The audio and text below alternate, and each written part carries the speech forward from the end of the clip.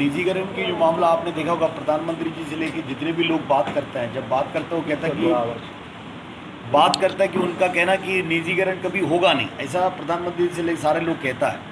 लेकिन कहीं ना कहीं बैकडोर जो पीछे के रास्ते से छोटे छोटे मामले सब निजीकरण को और जा भी रहा। लेकिन मैं आपको बड़ा गर्व के साथ मैं कह सकता हूँ, भारतीय रेल के अंदर, खास करके हिंदुस्तान के अंदर, ये एक ऐसी एक संस्था जो भारतीय रेल, जहाँ 12.5 लाख की कर्मचारी आज भी है और यहाँ लाल झंडे की यूनियन आज भी जिंदा है। इसलिए सरकार जितनी तेज़ी से करना चाहता हो वो अभी तक कर नहीं पाया। उसकी उदाहरण के तौर पर मैं इसलिए आपको कहता हूँ, आपने शायद देखा होगा तेजस करके एक गाड़ी लखनऊ से दिल्ली और मुंबई से अहमदाबाद चलाने का काम किया था। आपकी पत्रकारों के ज़रिए हमें पता चला कि ऐसी गाड़ी और गाड़ियाँ इनको अलग अलग बड़े बड़े शहरों से पीक टाइम पर भेजना था। उन्होंने इसके लिए रेल मंत्रालय से टेंडर भी मंगवाए गए। लेकिन खुशी के साथ में मैं आपको कह रहा हूँ, वो टेंडर में जितनी पार्टिसिपेशन होना चाहिए था रेल मंत्रालय को मिले नहीं। इसके कारण उस टेंडर को कैंसिल करना पड़ा। उसके बाद में वो नया नया नीतियों को अपनाते हुए सरकार में, रेल मंत्रालय में कमेटी बनी हुई है, इस तरीके से गाड़ी देना, तो इनको आकर्षित करने के लिए क्या क्या देना पड़ेगा। मैं आपके माध्यम से एक चीज़ याद दिलाना चाहता हूँ, जब तेजस गाड़ी जब हमारे भारत के अंदर जब चलाए गए हैं, खास करके मैं जो पहली तेजस गाड़ी है जो लखनऊ से लेकर दिल्ली चला था, मैं आपको कहता हूँ जो उसका कम से कम जो रेट था, भाव था टिकट का, करीब 2.5 गुना भाव था। जो हमारा जो भारतीय रेल की गाड़ी उसी सेक्शन के अंदर, उसी लखनऊ से लेकर दिल्ली जब शताब्दी गाड़ी चल रहे थे, वहीं शताब्दी गाड़ी चला थी। कोरोना पीरियड की पहले वाली बात कर रहा हूँ मैं।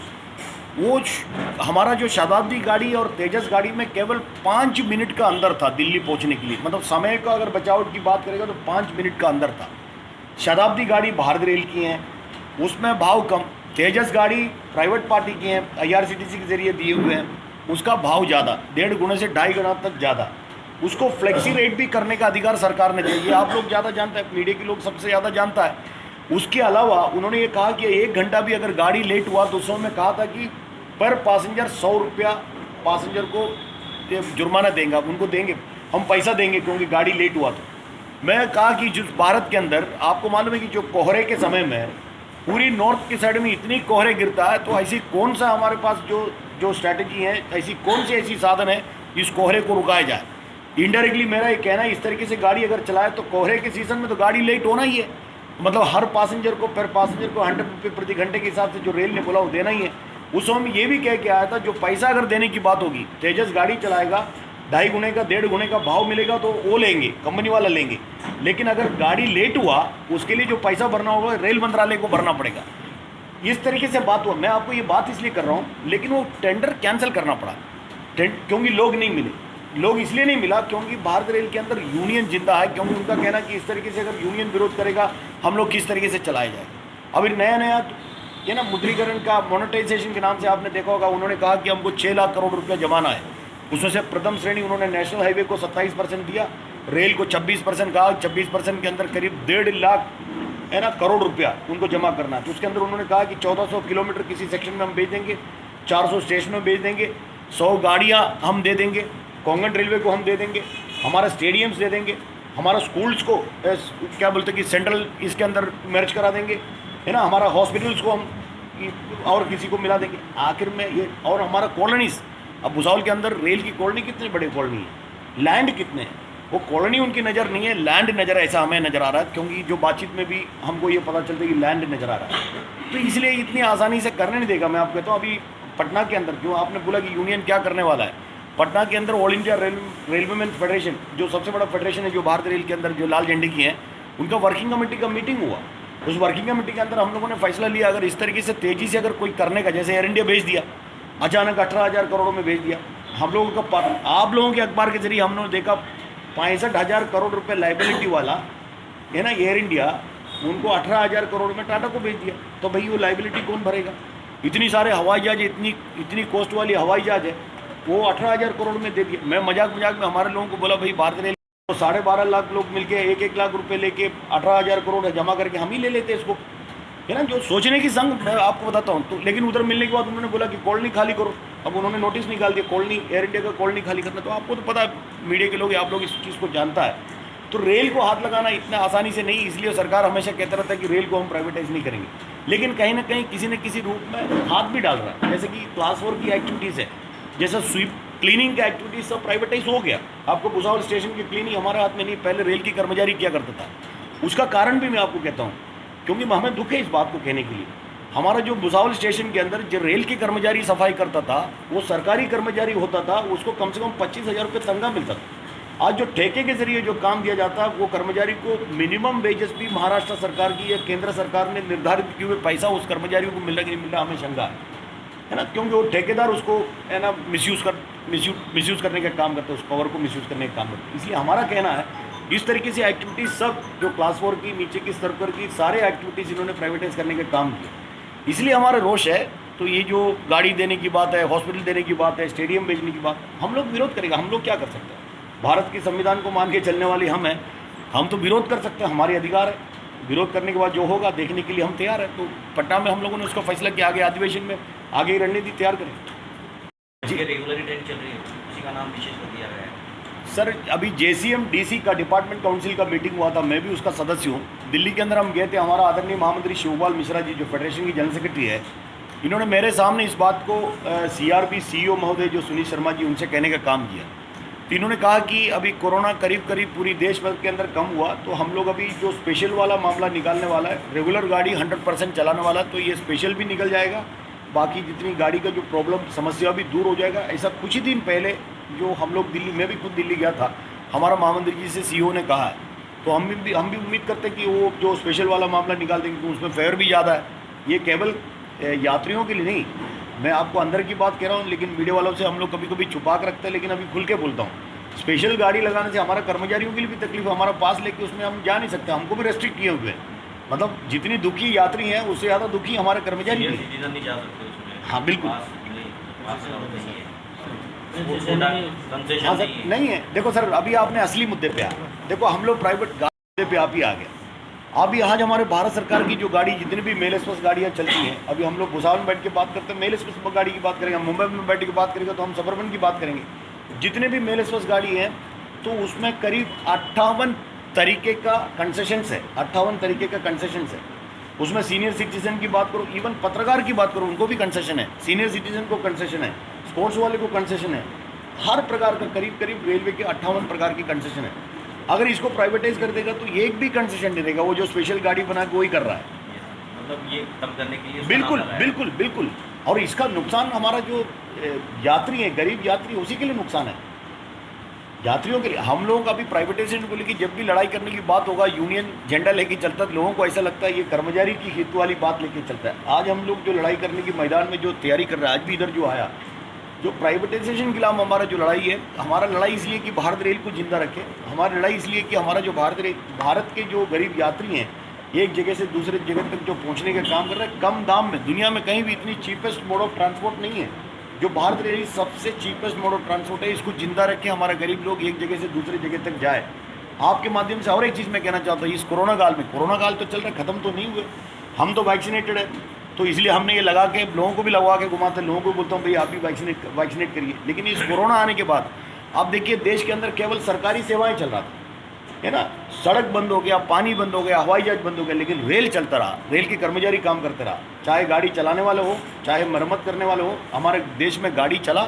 इसलिए एक जगह से दूसरी जगह पे अनाज पहुंचा, इसलिए एक जगह से दूसरी जगह तक दवा पहुंचा। अगर भारत रेल की गाड़ी अगर बंद हुआ होता, देश के अंदर ये हालात नहीं होता। दूसरा, आपने देखा होगा, हम लोगों ने कहानियों में पढ़ा है, आपने भी कहानियों में पढ़ा होगा, प्राणवायु के लिए तड़प तड़प के मर रहे हैं। लेकिन दूसरी जब वेव आ गया तो हम लोगों ने खुद देखा कि प्राणवायु, ऑक्सीजन के लिए, ऑक्सीजन के अभाव में कितने लोगों की मृत्यु हुआ।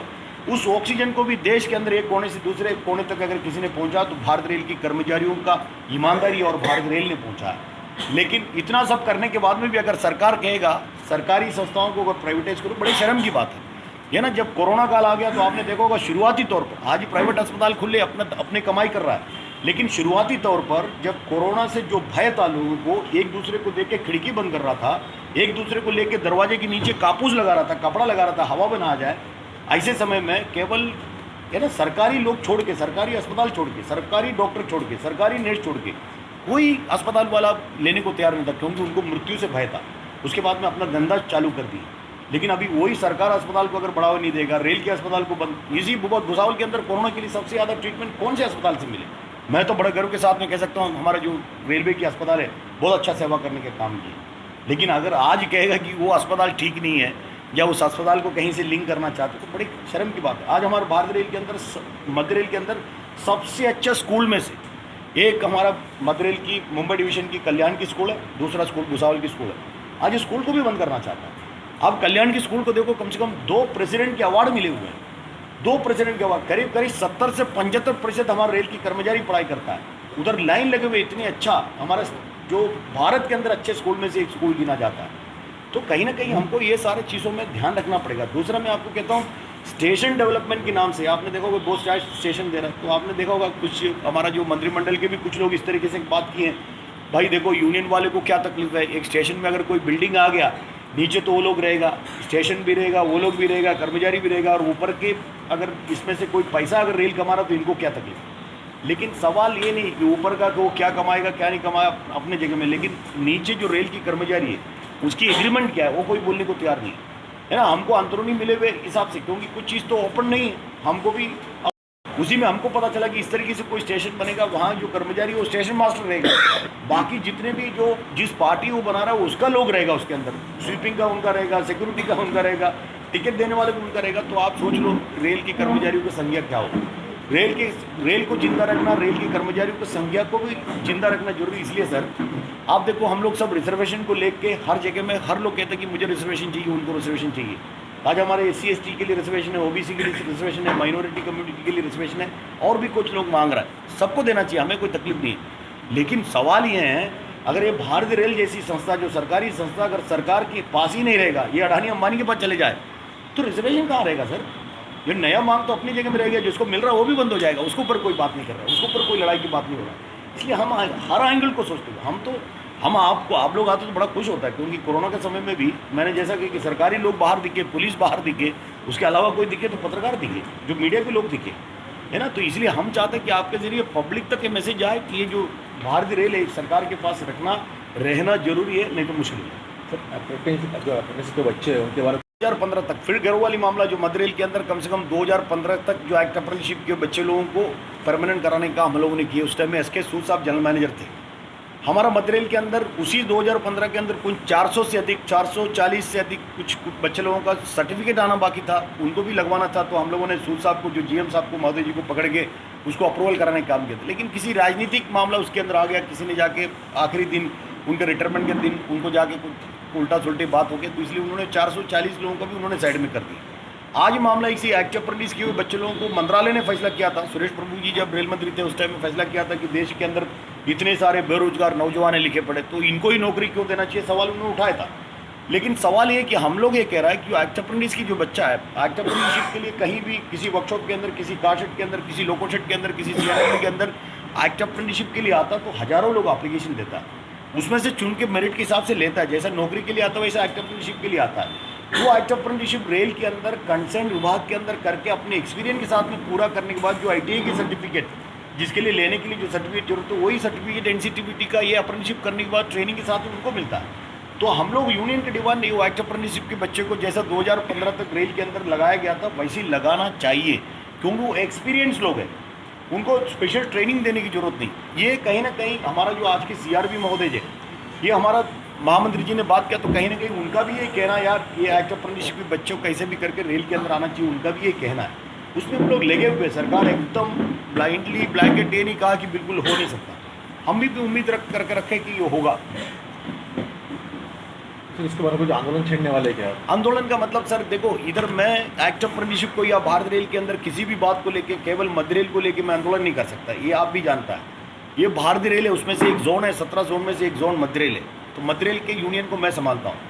लेकिन ये मैं आपका मीडिया के माध्यम से कह सकता हूँ, जिस दिन भी मैं अभी पटना के अंदर वो अधिवेशन के अंदर भी, वर्किंग कमेटी की मीटिंग के अंदर भी हमारा महामंत्री जी को कहा, सारे लोगों के सामने कहा, जिस दिन भी एक्ट अप्रेंटिस के बच्चे की हो या प्राइवेटाइजेशन के खिलाफ हो, या रेल की लैंड को देने की बात हो, या अस्पताल के देने की बात हो, या रेल की स्कूल को किसी के देने की बात हो, किसी भी बात को लेकर कोई आंदोलन छेड़ेगा, सबसे पहले भारतीय रेल के अंदर कहीं गाड़ी रुकेगा तो मध्य रेल के अंदर रुकेगा। मैं आपके माध्यम से भी कहना चाहता हूँ, वो ताकत हम रखते हैं।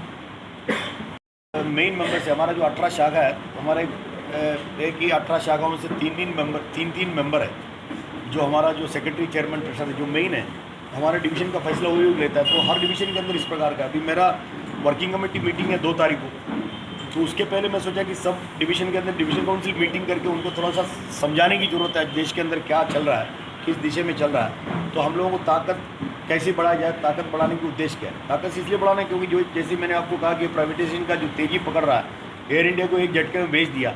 अभी LIC के पीछे, BP के पीछे, HP के पीछे, BSNL, जितने भी संस्था है सबके सरकारी खातों के पीछे हैं।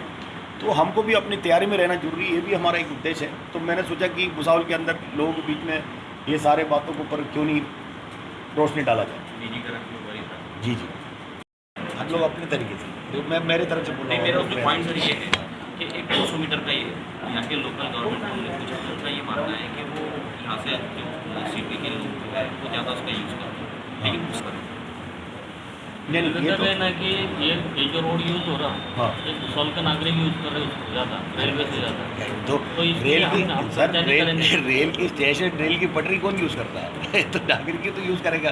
कमाल है। तो बोलने वाले के दिमाग खराब है फिर। पालिका हमारा जैसा सर, अभी आप जाके देखो इगतपुरी में, जाके देखो जहाँ भी है जो कॉलोनी बने हुए हैं, वो क्या कॉलोनी के लोग जा रहा है? अभी हमारे इगतपुरी के अंदर जो कॉलोनी के रोड है, महिंद्रा कंपनी इस्तेमाल करता है। तो क्या बंद कर दोगे उसको? तो फिर ये क्वेश्चन यूनियन के या माध्यम हम से तो, अगर मैं तो पहली बार सुना सर, अब तो करेंगे, ये जरूर करेंगे। काफ़ी इतना हम तो सर, पेचीदा मसला है हम तो ये सवाल तो जरूर करेंगे, उसकी लिखित रूप में आपको देंगे।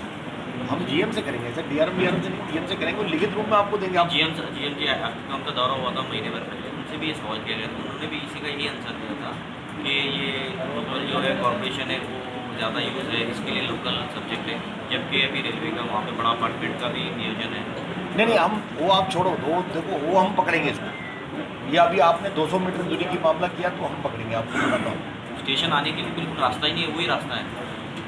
वहाँ उसका थोड़ा सा ध्यान रखना। रेलवे का भी पैसेंजर आता है तो उसको वो दिक्कत नहीं करनी पड़ती। गाँव के तो छोड़ो, रेलवे के जो औरंगाबाद से आते हैं, मुंबई से नहीं सर, मैं अभी आप इस तरीके से बात कर रहा हूँ। मैं एक चीज़ आपको बोलता हूँ, हमारा जो लोनावाला सेक्शन पे हमारा अभी इसके पहले वाला जो DRM था SK जैन, कोरोना का जस्ट पहले, उधर हमारा जो आमदार खासदार नहीं है, हम लोग को ट्रेड यूनियन चलाने वाले लोग हैं। लेकिन इस मुद्दे को हम उठाएंगे क्योंकि हमारा तरीका कुछ अलग रहता है, उसको कुछ रिजल्ट आपको दिखेंगे। सर करप्शन के बारे में क्या कहेंगे? DRO ऑफिस में गए कुछ महीने पहले, कुछ अधिकारी अटक वहाँ पे पकड़े गए, यहाँ के डिविजनल तो गवर्नमेंट ने बोला था कि वह उसके अंदर 3-4 लोग थे, वही पकड़े गए। नहीं सुनो, मैं एक चीज़ मैं आपको कहता हूँ, अभी हमारा लोगों ने क्या बोला मुझे पता नहीं। हम लोग करप्शन को कभी सपोर्ट करते नहीं हैं। हम ना, हमारा यूनियन के अंदर, खास करके हमारे यूनियन के अंदर रेल की ईमानदारी से काम करने वाले लोग यूनियन में हैं। मैं आपको भी कहता हूँ, किसी माध्यम से अगर आपको पता चले कि हमारे यूनियन के अंदर कोई रेल की काम नहीं करने वाला होगा तो बताइएगा, उसको निकाल देंगे हम। क्योंकि रेल जो संस्था में नौकरी कर रहा है, अगर उधर ही काम DRM ऑफिस में कभी नहीं, मैं समझ गया। मैं आपको बोल रहा हूँ, करप्शन के विरुद्ध में हम हैं। हम करप्शन को बढ़ावा नहीं देता है, और कुछ अधिकारी पकड़ा गया, कुछ अधिकारी नहीं पकड़ा भी गया होगा, लेकिन कौन से अधिकारी कितने गलत काम किए उसके ऊपर मैं टिप्पणी नहीं दे सकता आपको, मुझे उसके बारे में ज़्यादा जानकारी नहीं है।